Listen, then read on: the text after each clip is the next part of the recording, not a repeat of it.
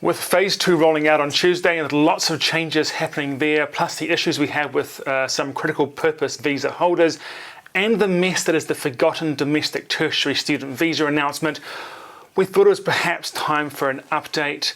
It is 1:45 p.m. here on Sunday, 27th of February 2022.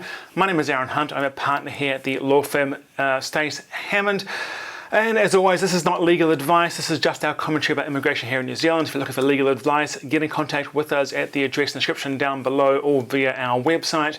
I am personally not going to be overly available for doing my usual sort of answering questions on YouTube or on Facebook for the next few weeks, or the next few days, sorry. Just with the phase 2 taking place, I've been doing 80 hours a week for the past couple of months to prepare for that.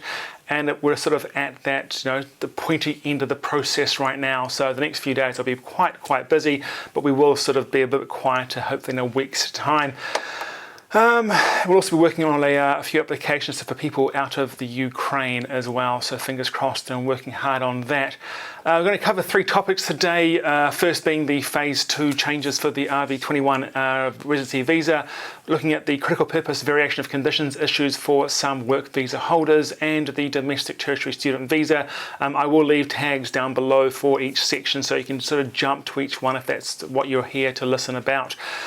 We do ask you to share this video where possible, just to hopefully let others to get more clarity about these issues. And please leave us a Google review. There is a link in the description. If you do find this video or any of our videos to be helpful, as it really does help to give this firm a boost and sort of lets me know that that you're finding these videos helpful. Okay, let's get right into the reason why most of you are probably watching this video, and this is the phase 2 rollout of the RV21 visa, which begins in 2 days' time.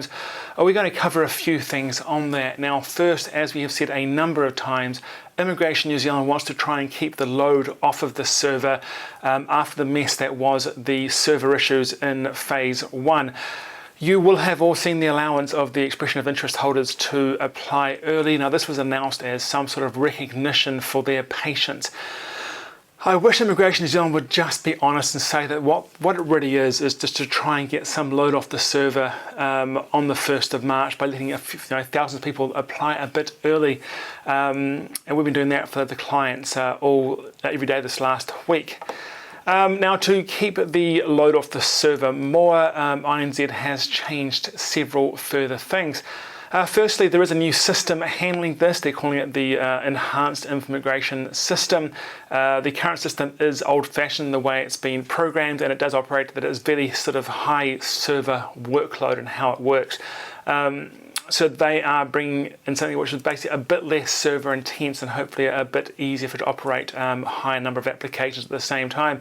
Secondly, they are limiting what needs to be provided with the application. So you only need your passport to start with the officer who gets allocated it coming back for requiring further information as they go along. Now, this should be seen as being sort of the minimum documentation the passport is. It's basically they're not saying to you that's all you have to provide or that's all you should provide. It's just the minimum that you have to provide to sort of get the application started. By requiring the officer to come to you to ask for more documentation, this could actually slow the whole process down for you and for others. So if you have documentation on you when you make the application, just provide it then if you can, just to make the job easier for immigration officer when they do get allocated your file and to get things moving along smoother. They're also limiting the number of users who can use the enhanced system at the same time, so you may find that you go into a queue if you try to use it during a busy period, which probably that first few days will be a busy period. Lastly, and in the way to try and keep the system server load down, and perhaps the one that creates the most confusion, so large will actually link to this particular part of the video separately, is that they won't allocate applications made in March until the end of March.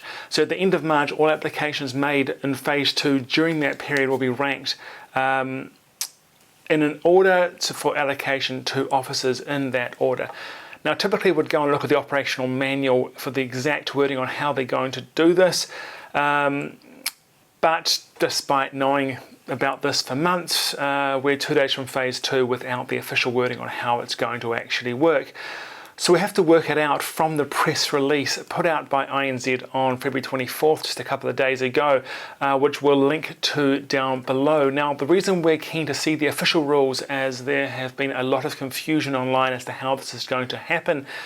So we're going to try and provide some clarity, but based just on that release by immigration, not on the official rules just yet. The official rules at times can differ slightly from how we interpret or how people interpret the announcements, because the announcements are only sort of the bare details, they're not the fine detail. So, but the wording they've released is this. Okay, so all phase 2 applications made in the enhanced immigration online system will be held in the system till the end of March. From the end of March, these applications will be released for processing in order of the principal applicant's current visa expiry date at the time of their application. So the important words to note there is at the time of their application. So if this is taken as they have written it, people who later get a new visa don't need to worry about their pace in the queue being moved. Even if you have an application being processed at the time you apply, the date that is allocated to your application when they do the ordering is the date of the expiry of your current visa at the time you apply. That's from the wording that they've released. So we'll have to wait and see the official rules to make sure that that is followed, but that is our interpretation of what I think is a relatively clearly written release there. So those with visas expiring sooner will be allocated sooner once they get to the end of March and do the rankings. Okay. Now, INZ have sold this approach as the wording they actually used in the release was, these changes meant there is no advantage to applying on 1 March. Which is true for some, but for others not so much. I'd actually disagree with that comment for some of our clients. Applying early to get a higher rank in the queue is not the only reason you may apply early. I'd even question if it would actually make that much difference, as the biggest delays are actually the New Zealand Police Certificate check, which takes sort of a month or so to take place, and also the National Security check, which discriminates people based on their ethnicity, which I am not a fan of. We saw an application being approved in principle in just 3 days last week from the application made on Monday. On Thursday, approval in principle came through. So these things are going through pretty quickly, even with several thousand applications still sitting and being processed in the queue. So the process is going smoothly if things are done correctly. So I don't think applying early let's make some difference to where your application ends in the queue, and I think you apply early, you may get somewhere faster by a small point. But there's other factors as to why you may want to apply earlier on.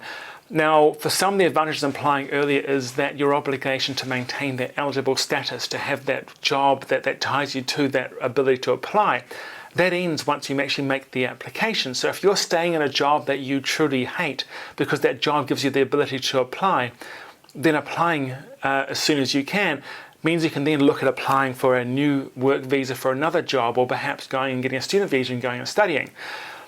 For those needing to go offshore, applying early means that you don't need to be in New Zealand anymore. You've made the application, that obligation to be in New Zealand to apply has come to an end. Although on that point we are advising people to be very, very cautious about going offshore, because if there's a delay in processing and your current visa is perhaps tied to your job and that job no longer is your job, or you no longer work in that job, then you may find yourself stuck offshore for some period of time. So be very cautious about basically doing the application and leaving, get advice on that. But we do know that for many of you, those are things that you are considering about wanting to apply earlier, because it gets rid of that obligation, still be in that job and to be onshore. And after several years being stuck in this country and with loved ones offshore, our clients want to go and get married, they want to go see their sick parents, they want to do these things which applying early is letting them do. But for those of you, and definitely for those of you who neither of those things are factors, then please do consider giving it a little bit of time before you try to apply. Those first few days are going to be manic, it's going to be busy, and after December I'm not quite sure whether the server is going to actually hold up to the load. So if you aren't one of those people that needs to get the application done in the first week, then perhaps wait until day 8, 9, 10, 11, 12 of March before you make the application, just to let the server load go down a bit. We also want to mention something else about this move to a new process, because from basically 1st of March, there will be once again 2 processes at the same time. You're going to have those who are applying in phase 2 who weren't eligible to apply because they didn't have an EOI prior to the announcement of this new visa, will be applying with this new enhanced immigration system, and you'll be able to apply with just your passport as a minimum at the beginning. You have to provide documentation after that. It's not just the only document. You also have to pay the immigration fee with the application, where the others have to pay after the approval in principle. So for those of you who who can apply under EOI, the right to apply under the old system will remain from 1st of March. And this is why those of you who may have had an EOI submitted between 1 August and 29 September last year will have seen that you have 1 March as the day that you can apply with your EOI under, and that you can apply on the old system, which means that you have to provide documentation in advance, but you pay at the end of the process rather than at the beginning.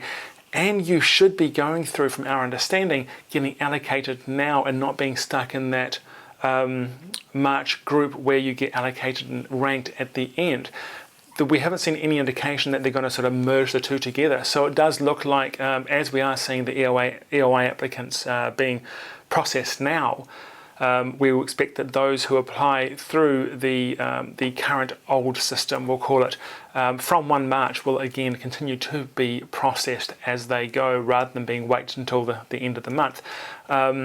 And that may also apply to those of you who, for whatever reason, are on a skilled migrant or resident from work application. You've made the application, you haven't applied yet for the IV21.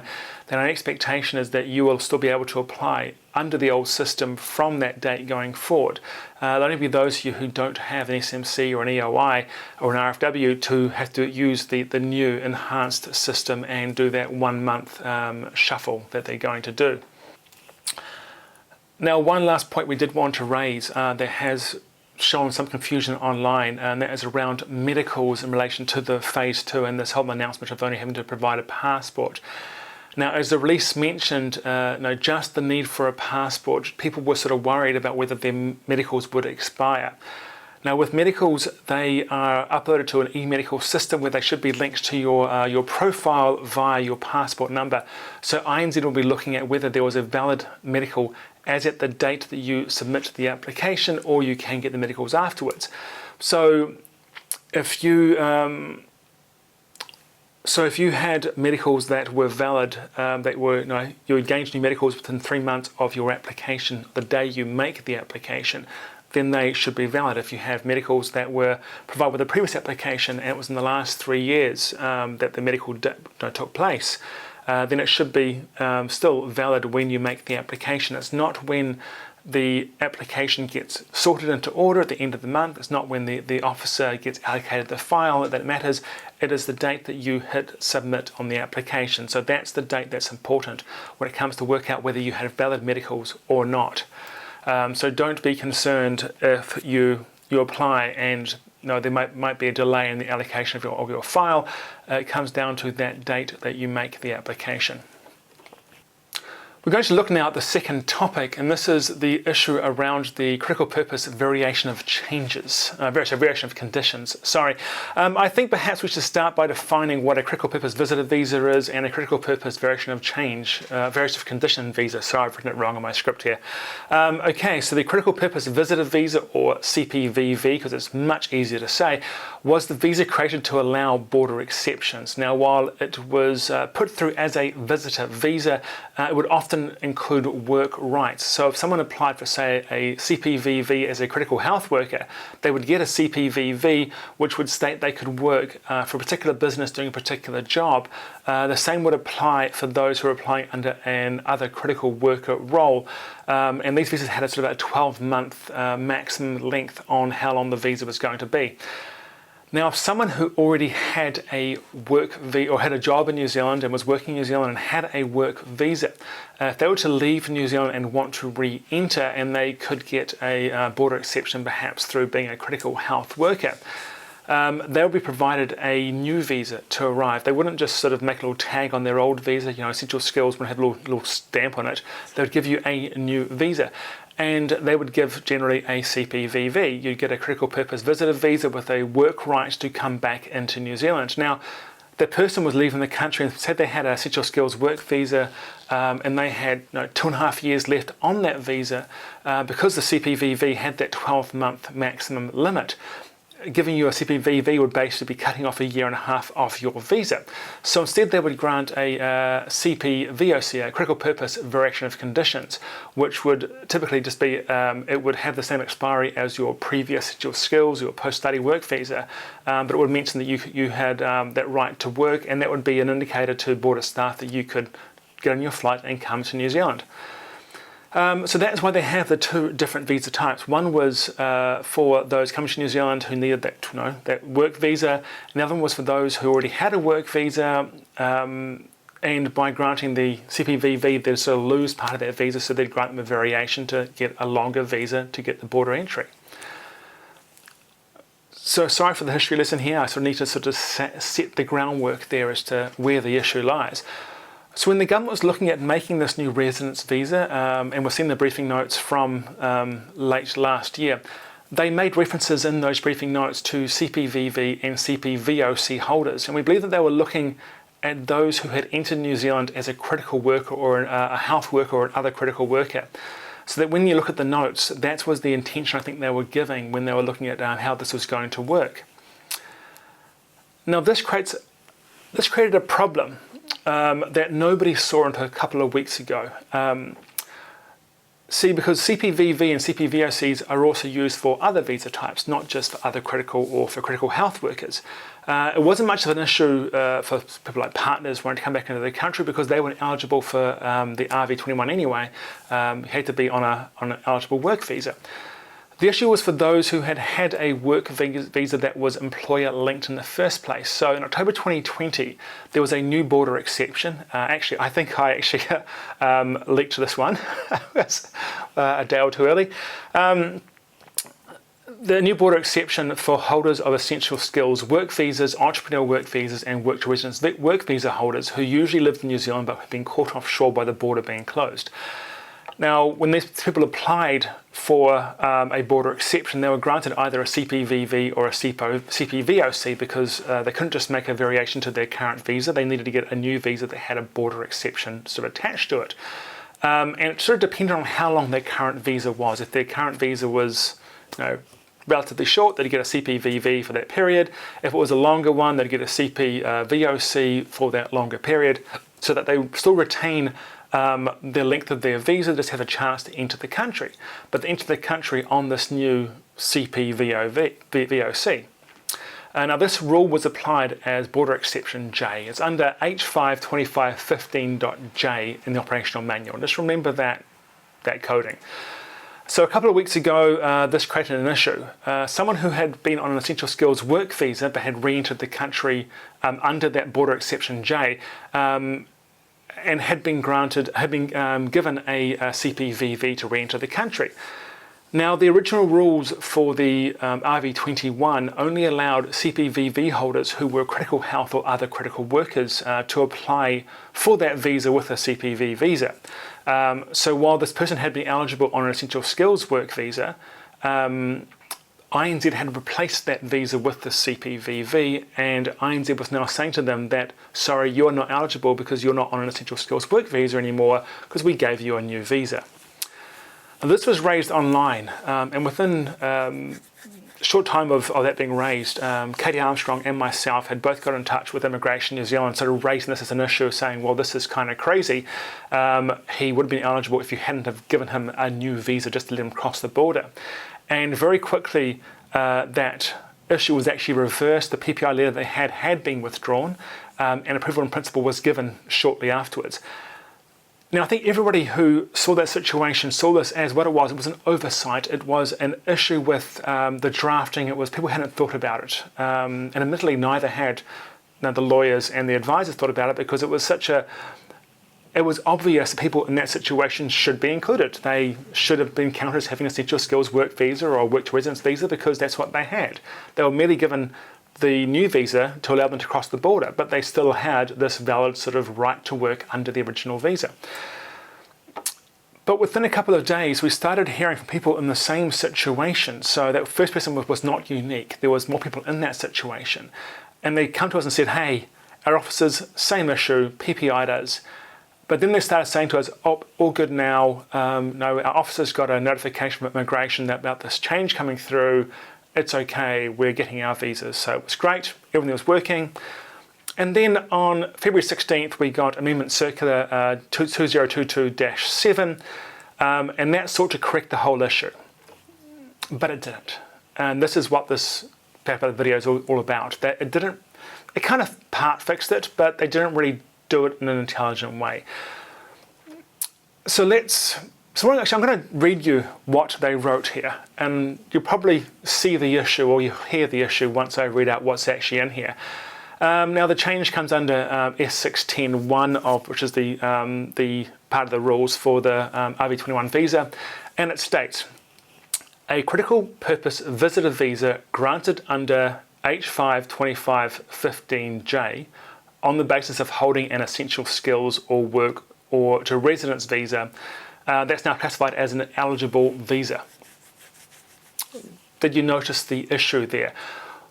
When drafting it, they appear to have not considered other possible oversights. The change allows for CPVV holders, which is what this person held that we raised with immigration, but not for CPVOC holders who had previously had an essential skills work visa or work to residence visa and had been given the CPVOC because they had this long visa still to go. And we know from talking to so many of them that such visa holders are still facing issues with immigration in New Zealand. The sole difference basically being that under Border Exception J, you have some with a shorter visa and some with a longer visa. And those that got the CPVOC, they're not included. Immigration, despite making this change to try and fix the situation, hasn't done so. We've raised this once again with immigration in the hope that someone there thinks about it and corrects it. They may also want to look at what other border exceptions may be caught by this. For example, we've seen, or we could see essential skills work visa holders who may have entered New Zealand under Exception H because they have a partner who's in New Zealand who's also on a work visa or a student visa, and they've gotten a border exception for that, and they would have the exact same issue. They would have had an eligible visa, but they were granted a new visa to allow them to cross the border, and for that reason they are being left off the RV21 applications. They've been forgotten about, unfortunately. Now, speaking of forgotten, let's quickly look at the domestic tertiary student applicants. After a lot of pressure in Parliament from the MP Erica Stanford about the children of residents applicants being unable to do anything once they finish high school, the Minister finally announced on 10th of December 2021 that they would be able to apply for a domestic child tertiary student visa. Now, this would mean that they could study and pay domestic student rates rather than international fees, which are ridiculously high. Great, everyone thought. We were told that we would receive details on January 7th and they would open applications up on January the 10th. Now, on January 7th, nothing came. And on the 8th, nothing, 9th, nothing. And finally, on the 10th, we received the rules. The issue that we'd found out was that this would be a paper-based application, at least at first, as the online system wasn't quite ready yet, but it would be soon. So paper means that you're dealing with physical paper, you're dealing with physical photos, passports have to be stamped and certified by a lawyer or a JP, and it just adds to the hassle of the process for applicants. So many clients, hearing that there was a system coming, sort of waited for the online system. Now, about 10 days later, we spoke to a manager at INZ and were told the system would arrive by the end of January. At that point there, we started saying to our clients, maybe look at applying on paper. And then, if need be, system comes through, apply online, push it through and tell them to ditch the paper one. That would at least get things sort of rolling. And what we thought would be an easy process, the clients would do it themselves. If we were asked, we would do it for them, but for most they thought, well, it's a student visa, done those before, not difficult, we'll get those done. Now, at the start of February, we were told it was still coming because it hadn't arrived yet at the end of January, but there was no ETA anymore. There was no arrival time of this new system to do the applications. By this point, we definitely were sort of encouraging clients to get the application done on paper because we just didn't see anything coming, and to date there is still no online system despite originally being promised back on January the 10th. Now, we wrote to the manager in charge of the branch that handles these applications, just trying to get an idea as to processing times, because we're hoping that these will be done quickly because they were supposed to be done so people could start studying at the start of this year. And they directed us to the website which showed the processing times for various application types, but doesn't include this type of visa, so January actually was not at all helpful. Things got worse for those, though, who had recently gotten a medical. Now, while the 21RV requires a limited medical, this visa aimed at the children of those who are applying for the 21RV would require a full general medical. So paper applications that were sent in on the thought, well, okay, I've got a limited medical done, that's all I should require, were being sent back. Saying to people, go get the medical done and then start the process again, send this paperwork back into the office. Now, for those of you who tried to book a panel physician in the past month or so, it is very hard to do because you've got 100,000 people applying for visas who need medicals done. So it's just not an option to get a fast, full medical. You're looking at booking weeks, if not a month or two out. They were also being asked to provide evidence that they were still dependent on their parents. Now, it's difficult to prove that you don't live in your own apartment or you don't have a job. You can't provide evidence that there is no evidence. I cannot provide documentation that I am not a race car driver because what do you provide? So it's hard to show that. So we've got some ideas as to how to show that, and it basically comes down to a letter from your parents saying, yes, she lives with us at home, or evidence that, yes, I was giving him some money into his bank account to cover his lunch today. Things that I suppose show that they're giving you money. Otherwise, it really just comes down to you just showing a letter from them saying, yes, they live at home, which they could have really gone without in this situation. It just seems to be they haven't really thought about how it's going to work, and nobody really seems to have done that. It really just does appear, we are now looking at the end of February, and this came through, it was announced in December. It looks like they really just announced this to make Erica Stanford shut up in Parliament. They've given it no real thought. It got the minister some good press at the time, finally he's doing something, and then they did nothing. They basically just said, yeah, fill out this form that we already had and provide documentation you shouldn't need to, and hopefully you'll have something done at some point. It needed some thought into how this was going to work and how it's going to tie in with RV21. It's ridiculous that we're getting an application on paper being announced in 2022 rather than an application online. And on that sad and frustrating note, that is the end of today's video. I do have several hours of work still to do today before I actually get home and finally have some relaxation before we all start it again tomorrow. With thoughts to our clients in the Ukraine, who we are working to get them out of there and into New Zealand. Kia kaha, and please, please stay safe.